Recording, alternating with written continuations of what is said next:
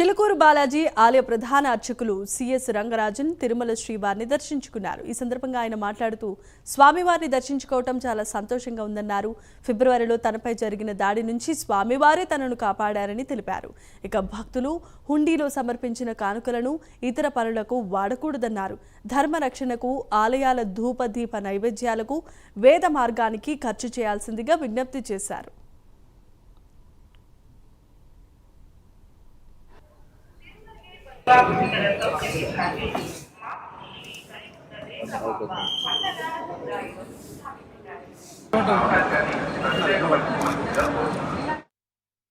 కోటి బ్రహ్మాండ నాయకుడైనటువంటి కలియుగ ప్రత్యక్ష దైవం అయినటువంటి వెంకటేశ్వర స్వామి వారిని ప్రతిరోజు చిలుకూరులో నేను ఆరాధిస్తున్నటువంటి ఆ స్వామివారిని భూలోక వైకుంఠంగా ఎంచుకున్నటువంటి తిరుమల క్షేత్రంలో దర్శించాలని కోరిక మొన్న ఫిబ్రవరి 7వ తారీఖు నాడు నా మీద జరిగినటువంటి భయంకరమైన దాడి నుంచి నన్ను కాపాడినటువంటి ఆ స్వామివారి పాదపద్మాలకి ఒకసారి నమస్కరించాలని మనసులో కలిగింది కాబట్టి ఇవాళ స్వామివారి దర్శనానికి వచ్చాను.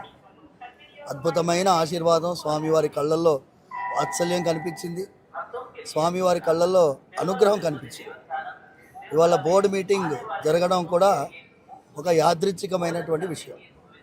నేను తిరుమల తిరుపతి దేవస్థానం ట్రస్ట్ బోర్డు మెంబర్లని, బిఆర్ నాయుడు గారి ఆధ్వర్యంలో ఉండేటటువంటి ప్రస్తుత బోర్డు వాళ్ళని అభినందిస్తూ చాలా జాగ్రత్తలు పాటించాలని ప్రార్థిస్తున్నాను.